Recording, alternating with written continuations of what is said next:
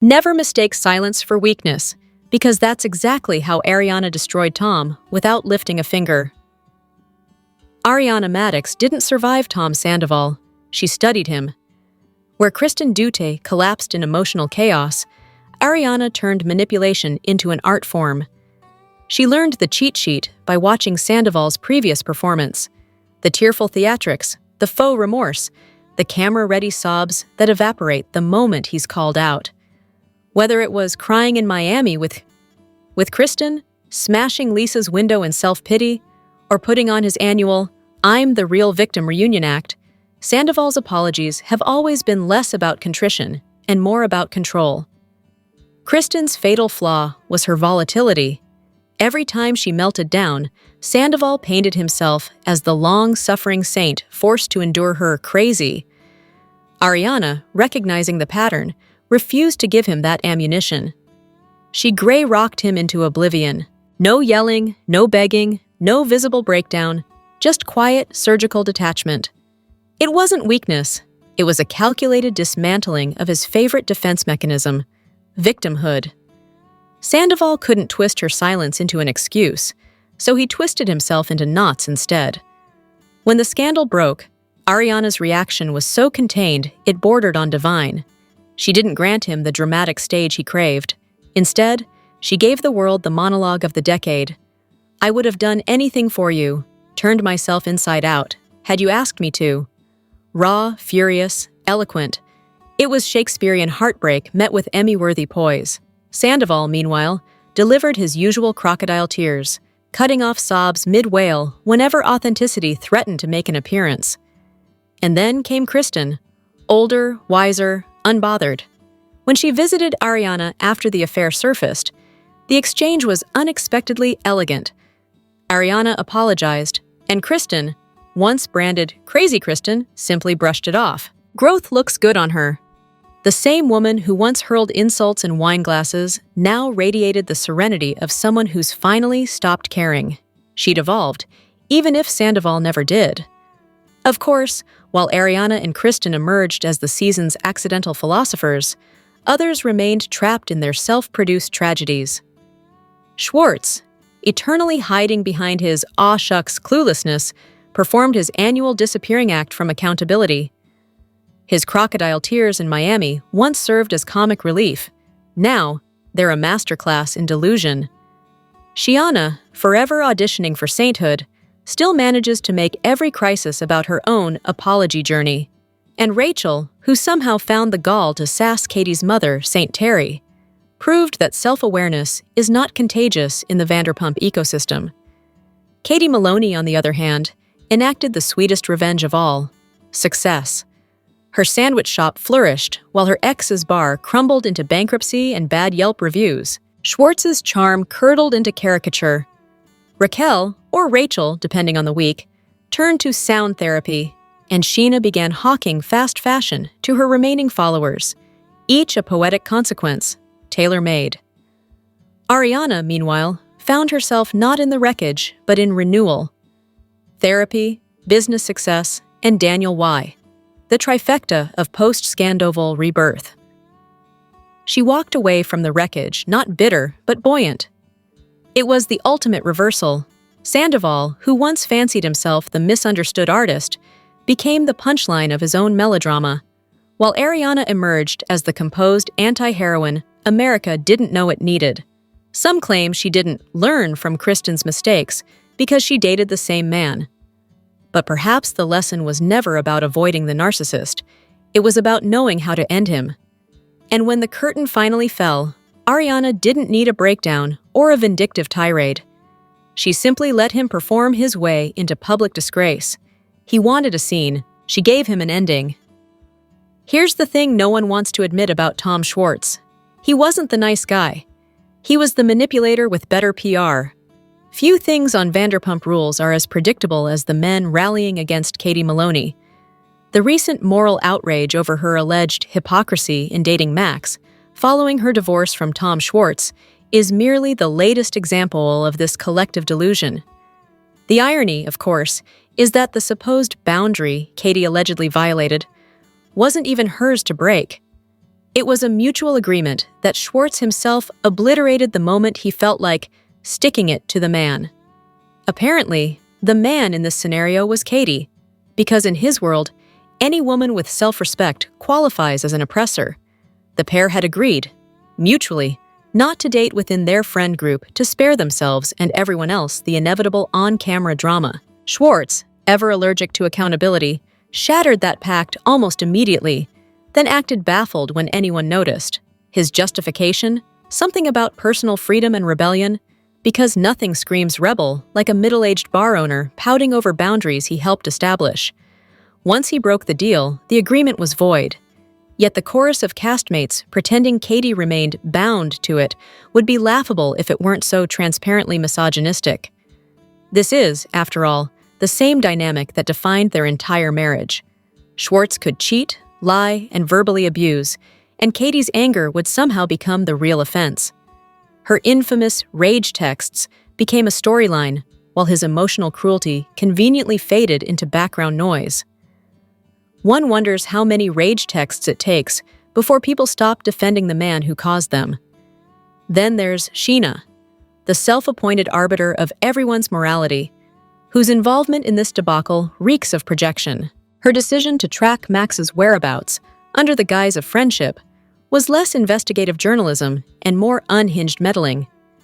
Yet somehow, the boys applauded her sleuthing as loyalty, while labeling Katie controlling for setting boundaries in her own marriage. When men gossip, scheme, and manipulate, it's strategy. When women respond, it's hysteria.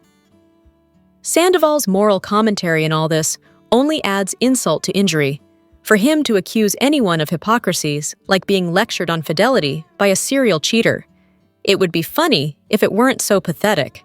The men of Vanderpump Rules have mastered the art of deflection and projection. Cheat, lie, provoke, and when confronted, cry victim. Their collective motto could be embroidered on a bar towel: deflect, project, and gaslight, then order another round.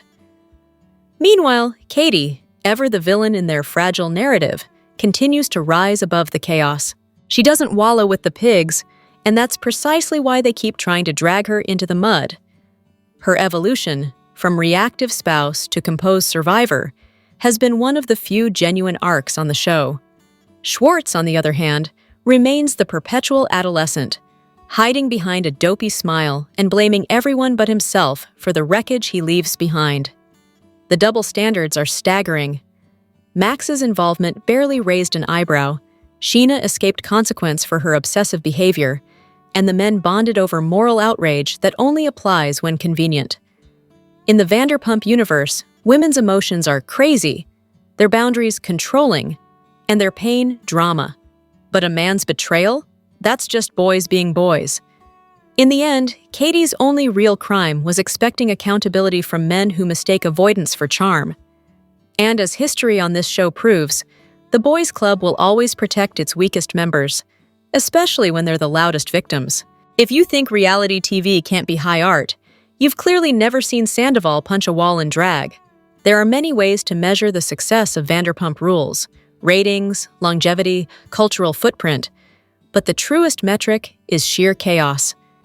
Few shows have so elegantly turned drunken brawls, emotional breakdowns, and barroom philosophy into art. Across its 11 seasons, the series has produced scenes so gloriously unhinged they deserve preservation in the Smithsonian's reality TV wing. Take the drag fight in Season 5, the night the boys of Sir donned wigs, smeared eyeliner, and unleashed years of pent-up testosterone. Sandoval, mid-meltdown, punched a wall while accusing Schwartz of being a battered wife, only for the camera to pan, divine comedy, to Schwartz sitting on a toilet in full drag. Kristen naturally sparked the conflict. Carter mocked Sandoval as Saya, and Stassi lurked nearby like a Victorian ghost eavesdropping on madness. Meanwhile, Jax hid in the shadows lamenting Schwartz's emotional fragility. It's not normal, you've cried 500 times on a bachelor trip, while Brittany cluelessly fluttered around, wondering what on earth had just happened. It was Shakespeare with spray tans, but nothing compares to the Faith Tape Party, a night that began as a bacchanal of booze and bad decisions before detonating into scandal. Brittany, betrayed and unhinged, played Jax's infidelity recording over the speakers like a Greek chorus of revenge. Jax hurled his phone in a fit of drunken rage. Schwartz, sweet idiot that he is, asked, "Hey man, was that my phone?" and was promptly barked at. "It's my phone, Tom!" Ariana shrieked that the evidence wasn't on her phone. Sandoval was called obtuse and didn't know what it meant, and the whole spectacle cemented its place in the pantheon of reality television masterpieces. Of course, Vanderpump Rules has always excelled in operatic absurdity. There's the Season 2 showdown where Sandoval delivered his monologue to Jax. "It's crazy, Jax. It's like you don't feel anything at all. You feel this?" Before punching him squarely in the face, every syllable rehearsed like community theater. Or Ariana's 30th birthday scene, where Sandoval delivered his ludicrously staged, "I'll always be there for you, but," as though auditioning for General Hospital. Season 1 remains pure nostalgia, before the podcast deals and influencer veneers, when they were just broke servers with delusions of grandeur. Laura Lee's meltdown in front of restaurant customers, "You're a coward and you're stuck with me," deserves a spot beside any Shakespearean soliloquy. Stassi slapping Kristen during the intervention episode, a cultural reset, and Lisa Vanderpump's perfectly performed exit, "I'm going home, I suggest you all do the same," was so staged it transcended parody. Other moments belong in a hall of fame of their own.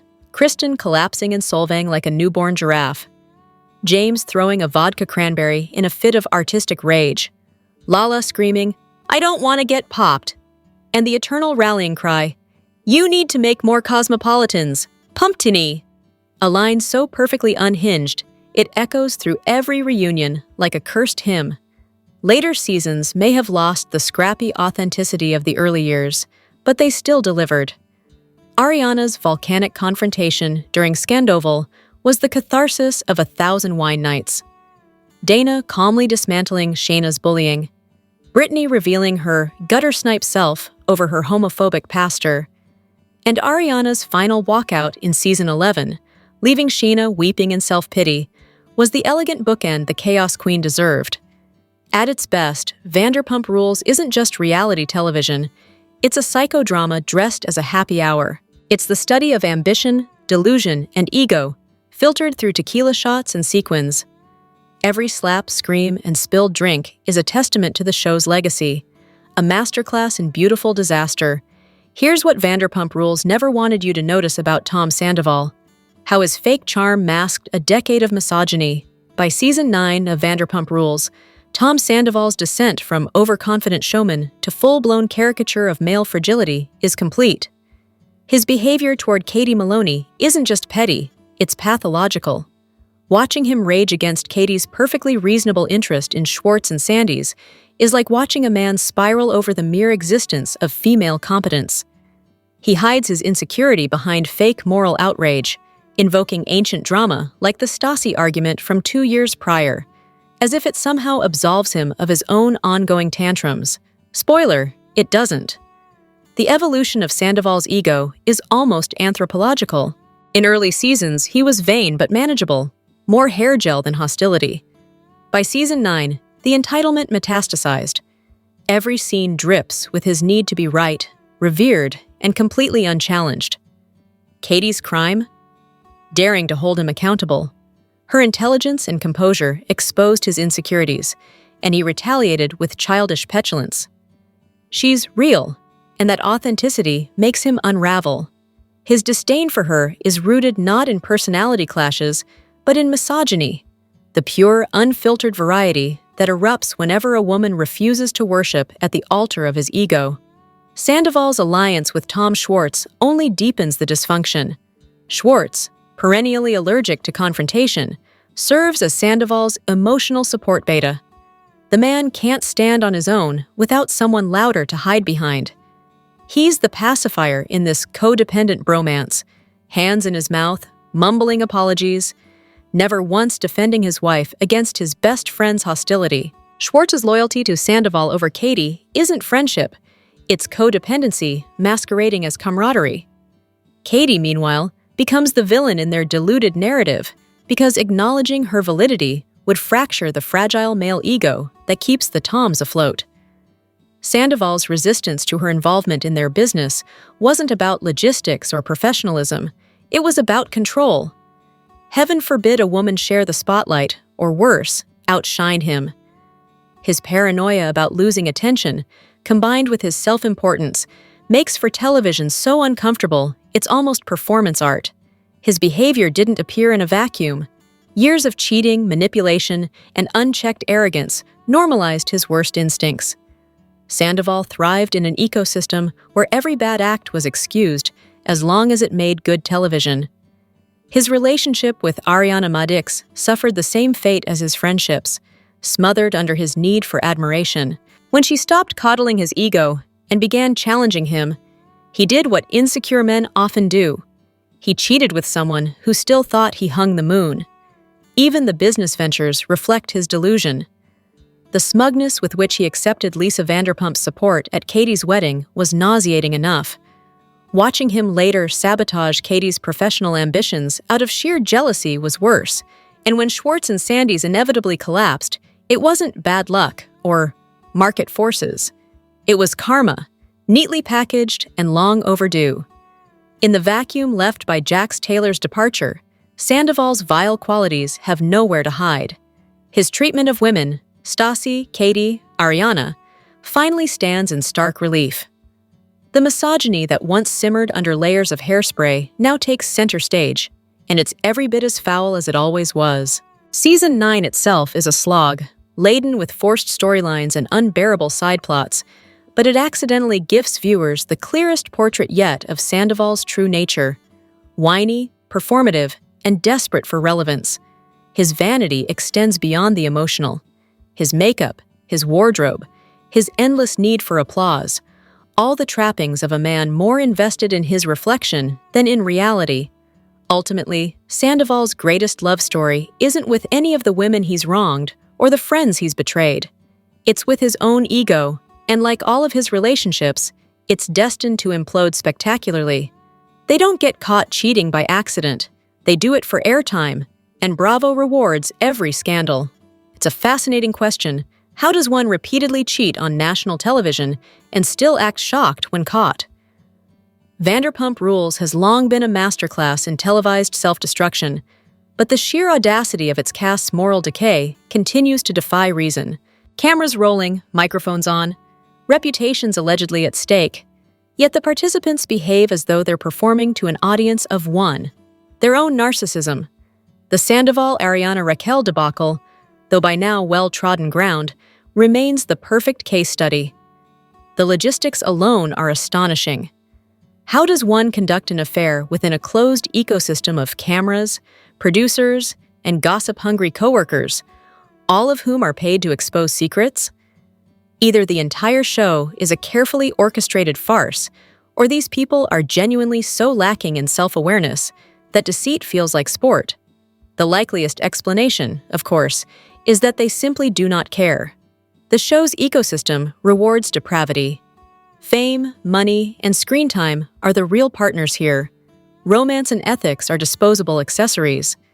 Whether fueled by alcohol, ego, or the more illicit stimulants euphemistically referred to as pasta, the cast operates on a moral credit system perpetually in overdraft. The concept of shame has long since vacated the premises, replaced by a brazen willingness to deal with it when it airs. Their behavior is less rebellion than strategy, scandal equals relevance, and relevance equals renewal. Then there's Peter, the show's perennial side character turned podcast guest, a man whose every public appearance inspires both secondhand embarrassment and faint curiosity. His recent stint on Schwartz's Detox Retox podcast was a cringe-fueled symphony of erratic energy and inflated self-regard. Schwartz, ever the amiable enabler, seemed desperate to contain him, but Peter's monologue galloped on unchecked. Partly charming, mostly alarming, whether his animated performance was the product of a few drinks, an inflated ego, or something more powdered, the result was the same. Uncomfortable spectacle disguised as content. His recent appearance has reignited old suspicions. Once the stoic bartender, Peter has visibly transformed over the years. his once solid demeanor replaced by the bloated aftermath of hard living. Even early seasons hinted at a party culture steeped in normalized substance use. When a man casually references not having visited Mexico since picking up alcohol, one needn't be a linguist to translate the subtext. The irony, of course, is that Peter still clings to his reputation, a word he utters as though it carries weight in this glittering circus of dysfunction. He is the quintessential Vanderpump Rules figure, self-deluded, oddly endearing, and perpetually one confession away from collapse. Ultimately, Vanderpump Rules thrives because its participants are unburdened by the anxieties that govern ordinary people. The fear of exposure, the instinct for self-preservation, these are luxuries they've long discarded in exchange for relevance. Viewers are left oscillating between voyeuristic fascination and the urge to take a very long shower. As Shiana once admitted, it's all performative anyway. For once, she may have told the truth. Everyone says Vanderpump Rules peaked years ago, but they're wrong. The show didn't die, it detonated, and the explosion was called SANDOVAL. By season 9 of Vanderpump Rules, the glitter has worn off and the hangover has fully set in. With the original troublemakers, Stassi, Kristen, Jax, and Brittany, unceremoniously gone, what remains is a ghost ship of a show coasting on memories of better, messier times. The replacement cast lacks charisma, the storylines limp along, and even die-hard fans find themselves asking the unthinkable, is it worth continuing? The answer depends on how much one enjoys delayed gratification and mild suffering. Season 9 is widely regarded as a creative low point, tedious, hollow, and best consumed as background noise while folding laundry. Its only true value lies in endurance. Surviving it means earning the right to witness the chaotic resurrection that follows. Because Season 10, is where everything implodes. This is the season of SANDOVAL, the franchise-defining scandal that turned the show's fading embers into a cultural bonfire. Knowing what happens gives every earlier scene a delicious undercurrent of deceit. Watching Tom Sandoval and Rachel, navigate their double life, fully aware of what's brewing beneath Ariana's nose, transforms even the most mundane group scenes into high-stakes theater. The tension isn't in what happens, it's in who already knows. When the affair broke mid-season, Bravo's producers did what they do best, scrambled the cameras, reshot the fallout, and turned real-life betrayal into episodic gold. The back half of Season 10 plays like a crime scene reenactment, equal parts morbid and mesmerizing. It's Bravo at its most opportunistic, and the audience is all the better for it. Unfortunately, the magic doesn't last. Season 11 arrives bloated and self-conscious, suffocating under the weight of its own notoriety. The cast, acutely aware of their headlines, deliver performances instead of reality. What was once voyeuristic chaos becomes a stage-managed imitation of it. Even longtime viewers admit it's annoying, performative, and self-produced. A Bravo Frankenstein stitched together from the show's own carcass. Still, the collective wisdom among fans is simple. Endure Season 9, savor Season 10, and approach Season 11 with caution, or wine. The early seasons may have been lightning in a bottle, but the SANDOVAL era is the thunderclap that reminds everyone why this absurd little show ever mattered in the first place. In short, suffer through the boredom because the payoff is spectacular. Vanderpump Rules might have lost its original sinners, but it's still serving sin, just with a new generation of amateurs. Never mistake a grand gesture for genuine character. Just ask Tom Sandoval and his $25,000 ego. Season 9 of Vanderpump Rules opens with an irony so rich it could fund Schwartz and Sandy's lease payments. Tom Sandoval bankrolling a proposal that isn't even his. Rachella, as it was dubbed, became the ultimate monument to Sandoval's chronic need for validation through extravagance. The man wrote checks totaling $25,000 for James Kennedy's engagement, money he didn't have, for a spectacle that wasn't his, to celebrate a relationship that was never going to last. Even more absurdly, this came while he was trying to pull equity out of his home and open yet another restaurant. Sandoval's obsession with grand gestures has always been less about generosity and more about optics. Every dollar spent is a receipt of moral superiority, proof that he's the good friend or devoted partner he so desperately wants the world to believe he is. It's transactional altruism. The more extravagant the gesture, the more it can later be weaponized. His "we had to go big" line to Schwartz perfectly captures this pathology, the "we" being his favorite pronoun when he's spending someone else's emotional currency. The retrospective absurdity of it all is striking. Season 9's Rochella now plays like the prelude to the affair that would later implode his life. Watching him fund James's proposal to Raquel only to end up sleeping with her is almost poetic in its stupidity. A Greek tragedy for narcissists, except the chorus is counting receipts instead of singing laments. Some argue that the whole event was an investment in his future partner. In that sense, he certainly got what he paid for, a scandal that torpedoed his reputation and left him financially and emotionally bankrupt. Sandoval's reckless spending doesn't end with Rochella. Add in a $15,000 motorcycle with a sidecar, coordinated outfits for him and Schwartz, and an expensive Mercedes, and you start to see the full picture of a man who mistakes consumption for character. His ventures, Tom, Schwartz, and Sandy's, were supposed to be legacies. Instead, they became cautionary tales of hubris and poor financial planning. Paying $25,000 a month in rent to a landlord who benefited from every renovation Sandoval sunk his money into was the final flourish of idiocy. It's like redoing your neighbor's plumbing and congratulating yourself for being a visionary investor. The financial mismanagement, of course, mirrors his emotional one. Sandoval's affair with Raquel wasn't merely betrayal, it was escapism, a way to dull the sting of his own incompetence. Every impulsive decision, from the proposal fireworks to the business disasters, speaks to a man anesthetizing regret with chaos. Meanwhile, Shekinah Shea spent the reunion reminding everyone that emotional maturity remains optional in West Hollywood.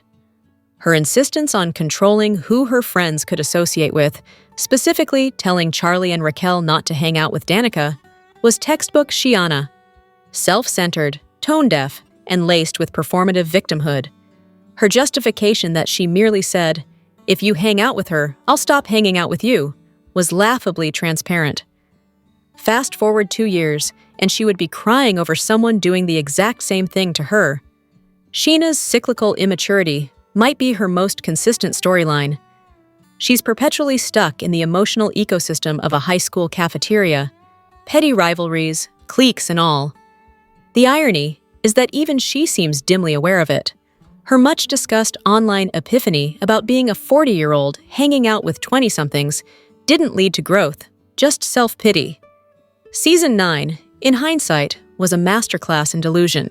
Sandoval's money burned as fast as his credibility. Raquel was already being positioned for her next chapter, and Sheena continued auditioning for the role of misunderstood prom queen. What united them wasn't friendship or ambition, but the unshakable belief that spectacle substitutes for substance. On Vanderpump Rules, that's practically a mission statement.